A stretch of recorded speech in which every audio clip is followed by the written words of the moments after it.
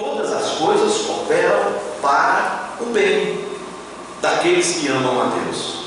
Isto significa que não há absolutamente nenhum fato que ocorra na sua vida que não esteja contribuindo para a glória de Deus. E este é o bem. O bem, o verso 29 daquele texto vai explicar, é que você seja transformado na imagem de Jesus, conforme a imagem de Jesus. É que você seja cada dia mais parecido com Cristo. Nós somos cristãos, nós somos, portanto, pequenos Cristo. Então, você vai aprender a viver neste mundo como Cristo viveu. Você vai aprender a amar como Cristo amou. Vai aprender a perdoar como Cristo perdoou. Vai aprender a reagir diante das adversidades como Cristo reagiu. Então, você está sendo transformado, eu e você estamos sendo transformados na imagem do Filho de Deus. Esse é o propósito de Deus. E este é o bem. E esta é a grande bênção da vida. Não perca a bênção. Venha receber sua bênção. Essa é a bênção. É que você esteja mais perto de Deus. De modo então que tudo aquilo que te aproxima mais de Deus é bênção, ainda que seja um sofrimento. E tudo aquilo que afeta a sua vida espiritual, de modo que esta vida venha esfriar, não é bênção, ainda que seja uma coisa boa. Entende? O que é bom é aquilo que nos aproxima de Deus. É aquilo que me leva a ter mais fé nele, mais confiança nele, mais dependência dele. Isto é o bem. Isto é bênção, ainda que seja a dor, ainda que seja o sofrimento, ainda que seja enfermidades. Você conhece alguém na Bíblia doente, que tinha fé e não ficou curado? Lembra de alguém, pelo menos uma pessoa? O próprio apóstolo Paulo. O ensino que diz que você tem que ter fé e eu determino a cura, e que se isso não acontecer é porque a sua fé não é forte o suficiente, esse ensino, ele é diabólico, não é de Deus. Não dê ouvidos, não coloque o copo com água em cima da televisão, não mande oferta para esse bando de picareta que está enganando as pessoas, né? Se você colocar um copo com água, eu vou pedir a Deus para que esse copo fique em sua televisão. Você nunca mais assiste a TV na sua casa. Esse copo eu vou orar para que ele cause uma grande dor de barriga e ele traga outros males, te deixe acamado alguns dias. Você vai me agradecer por eu ter feito essa oração, porque ela foi para o seu bem. Ela pode ter trazido estragos físicos e materiais, mas ela vai trazer restauração e discernimento espiritual. Não seja ingênuo, irmãos, não seja menino. Eu escuto cada situação, cada aberração. Como é que pode? É tão fácil enganar as pessoas, não é? É tão fácil ser enganado. E tem gente prometendo de tudo que pode prometer para simplesmente enganar as pessoas. Não é fé, não é Bíblia, não é Evangelho, não é cristianismo, não vai te fazer bem, não tem nada a ver com a sua vida espiritual. Paulo era um homem doente. Paulo era um homem fraco. O apóstolo Paulo, o maior missionário depois do Senhor Jesus, era um homem limitado fisicamente. Eu não sei o que era, mas ele disse que tinha um espinho na carne. E aquilo não era agradável não, porque ele orou 3 vezes para que o Senhor o curasse. E o Senhor disse: a minha cura é a minha graça. A minha graça te basta, porque o poder se aperfeiçoa na fraqueza. Você vai ser mais eficiente doente. Você vai transmitir melhor a minha graça com dores, com limitações, com todas as perseguições e problemas, Paulo, que você há de enfrentar na sua vida. Não me peça mais, a minha graça te basta. Paulo tinha fé. Deus amava Paulo. Paulo tinha um relacionamento íntimo com Deus. Era fiel no trabalho, era um obreiro aprovado. Tudo isso. Mas Paulo era um homem doente. Irmãos, a questão não é necessariamente os problemas que acontecem em nossa vida. Sabe o que é mais importante? Como nós reagimos aos problemas. Como nós reagimos às provações. Como nós reagimos às dificuldades. É aí que a tua fé se mostra valorosa, valiosa diante de Deus. É nesse momento que a fé faz diferença. A questão não é o que acontece e o que deixa de acontecer que mostra se você tem fé ou não. Não tem nada a ver. Se o irmão está enfrentando problema, não é porque ele tem menos fé, não é porque ele é menos amado. Pode ser exatamente o contrário. A tua fé se mostra operacional, eficaz, exatamente como você vai reagir às situações da vida. O que é determinante não é o poder de Deus. Deus tem poder para curar todas as enfermidades. Eu não preciso determinar nada, primeiro porque eu sou servo, Ele é o Senhor, Ele é quem sabe o que é melhor. Mas eu posso pedir para Deus curar o câncer, eu posso pedir para Deus curar o aidético, eu posso pedir para Deus curar aquele que já foi desenganado, e eu creio que Deus faz hoje os mesmos milagres que Ele sempre fez, porque Ele é o mesmo Deus, ontem, hoje e será para sempre. Deus não mudou, os planos de Deus mudam, a forma como Deus está lidando com o mundo hoje é diferente da forma como Deus lidava com o mundo no Antigo Testamento. A forma como nós adoramos ao Senhor hoje é diferente da forma como as pessoas adoravam ao Senhor no Antigo Testamento. E muitas outras coisas mudaram. Deus não mudou, o plano eterno de Deus não mudou, o alvo de Deus não mudou. E eu creio, e por isso nós oramos, que o Senhor pode fazer todos os milagres.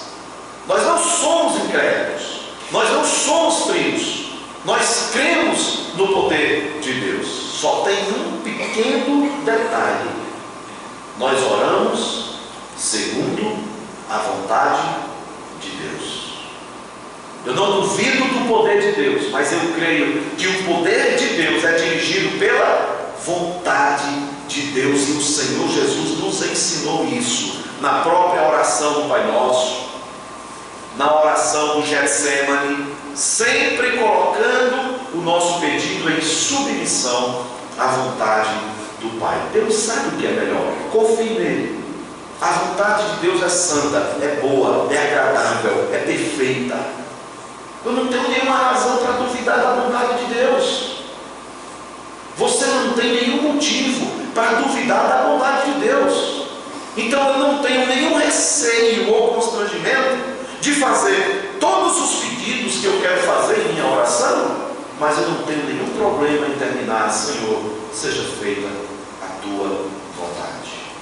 Isso é fé, isso é dependência, isso é confiança, e é querer que a sua vida e todos os seus planos sejam dirigidos pela boa mão de Deus, que deseja sempre o melhor para nós.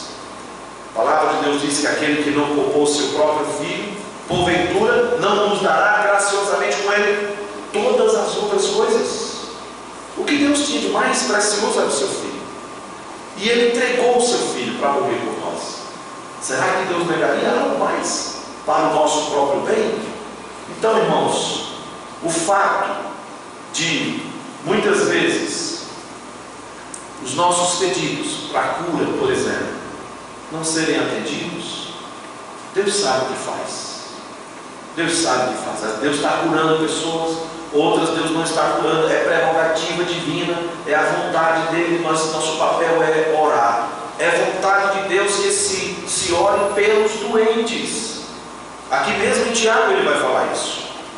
É vontade de Deus, mas não é vontade de Deus curar todos os doentes. Mas por quê? Eu não sei. Eu não sei explicar.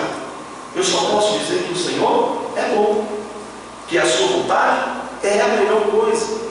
Mas nas provações, no nosso aperfeiçoamento, nós encontramos na palavra de Deus que isto envolve enfermidades. Número 2, nesse processo de aperfeiçoamento envolve também necessidades. Eu imagino que o povo hebreu aqui, os irmãos das 12 tribos que estavam dispersas, esses irmãos estavam passando necessidade.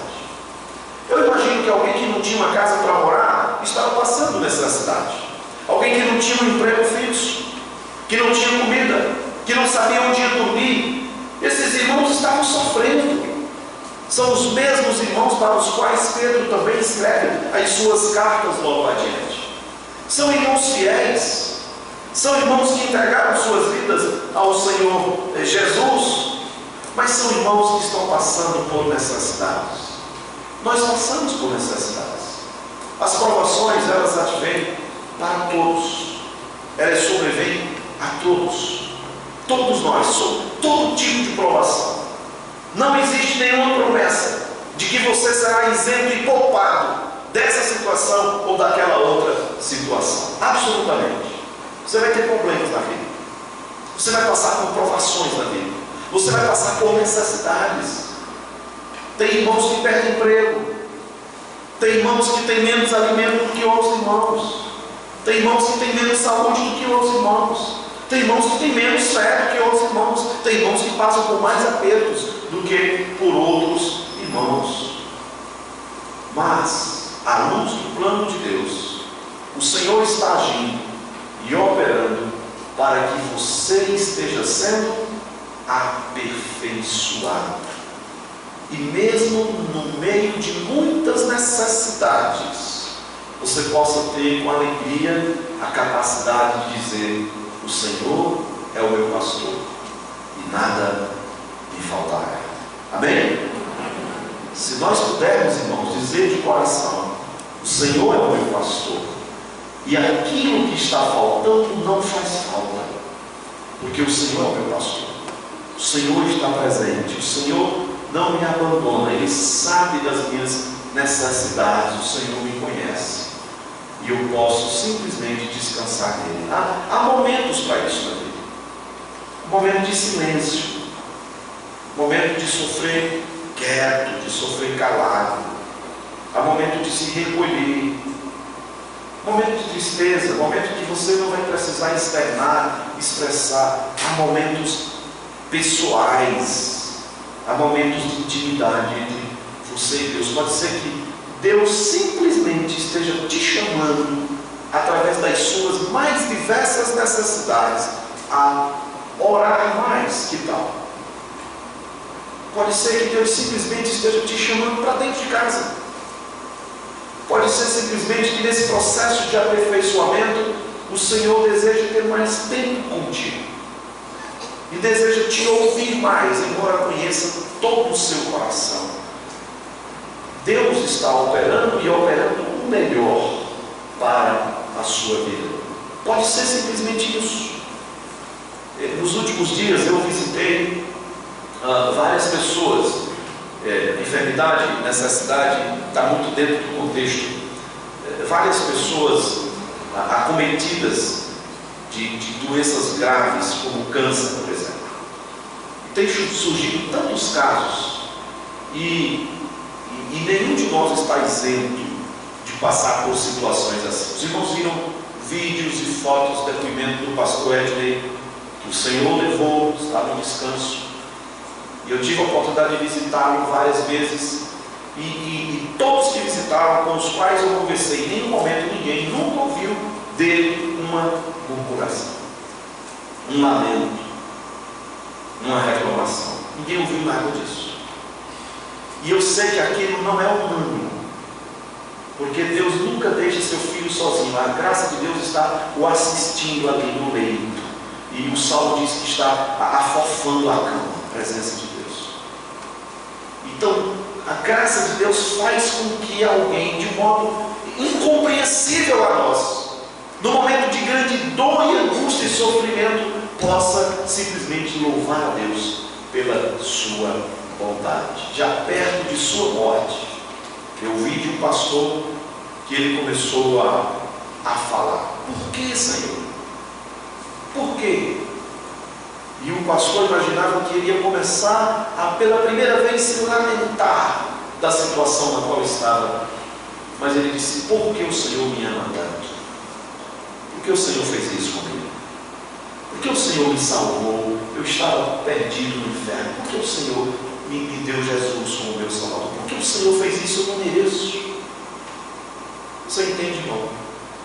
compreensão do plano de Deus em meio ao sofrimento. E essa é a perspectiva bíblica que Deus nos faz enxergar no meio da dor, da angústia e do sofrimento. O questionamento legítimo é: por que é que o Senhor me salvou? Não é porque eu estou doente, não é porque eu estou sofrendo, não é porque eu perdi o emprego, não é porque eu estou passando necessidades. Isso não vale nada. O questionamento é: porque o Senhor me ama tanto, porque o Senhor tem sido tão gracioso, porque é que o Senhor me permite te servir e cantar louvores ao Senhor, porque é que o Senhor me transformou em teu filho, porque é que o Senhor, mesmo sabendo quem eu sou, tudo que eu falo, tudo que eu faço, tudo que eu penso, porque é que o Senhor ainda me tolera, me suporta na sua presença? Por quê? Por que o Senhor faz isso? Esse é o legítimo questionamento. A graça de Deus. Nós precisamos, irmãos, valorizar o que nós temos. No meio do sofrimento, tente descobrir as lições que Deus está tentando te ensinar. E eu creio que uma delas, quando nós enfrentamos necessidades, é que nós, muitas vezes, todos nós, não temos aprendido a valorizar aquilo que Deus tem nos dado. O seu tempo, a sua saúde, o seu emprego, os seus recursos, os seus amigos, os seus familiares, os seus pais, pessoas que talvez você não terá mais muito tempo com elas. Nós não temos valorizado o que Deus tem nos dado. Hoje pela manhã a gente se reuniu aqui desse lado com alguns poucos irmãos e não tinha energia, não tinha microfone, não tinha som e consequentemente não tinha ar-condicionado, estava quente. E eu dizia: irmãos, agora nós conseguimos enxergar como é bom ter ar-condicionado, como é bom chegar e encontrar o templo limpo, bem organizado, os músicos todos ali, tocando, cantando, treinados, tudo funcionando perfeitamente, tudo fluindo. Eu simplesmente chego, sento, assisto o culto e vou embora. E eu nunca disse para a zeladora, por exemplo: muito obrigado, parabéns pelo trabalho que você faz. Eu não reconheço, eu não valorizo. Parece que é obrigação as coisas funcionarem, fluírem assim, naturalmente, como se tudo caísse do céu nesse sentido. E a gente só aprende a valorizar certas coisas quando a gente perde, não é? Aí às vezes a gente vai sentir e vai reconhecer o valor que aquela pessoa tinha pela falta que ela faz. No dia que tirar o zelador, no dia que tirar o que faz a manutenção, o que organiza, e tiver tudo bagunçado, nós vamos sentir falta. No dia que aquela pessoa que prepara a nossa comida não prepara mais, e a gente chegar e ficar com fome, nós vamos sentir falta. Quando a roupa não estiver limpa, não estiver passada, no dia que nós não tivermos mais saúde, no dia que a gente não tiver mais o mesmo emprego, aí nós vamos parar pela primeira vez para dizer: eu era feliz e não sabia. E aqui o ditado popular se aplica, né? Eu era feliz e não sabia. Sabe por que isso acontece?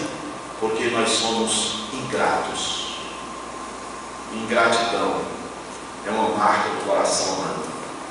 Não reconhecer, não expressar o muito obrigado e não louvar a Deus.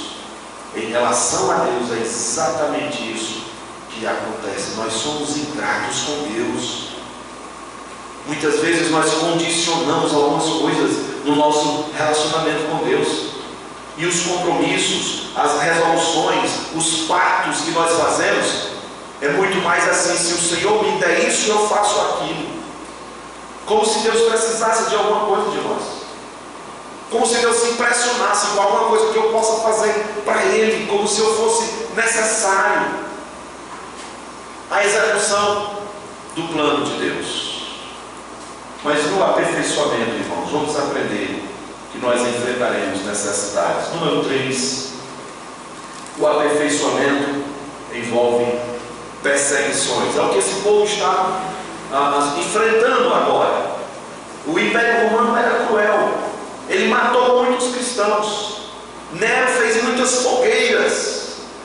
Os leões devoraram muitos filhos de Deus. Muitos foram cerrados ao meio, jogados dentro de fornalhas. Muitos irmãos que depositaram a sua fé em Jesus. Não tente entender o sofrimento, porque sofrimento não se explica, se aceita. Não tente entender as circunstâncias que vêm sobre a sua vida. Descanse.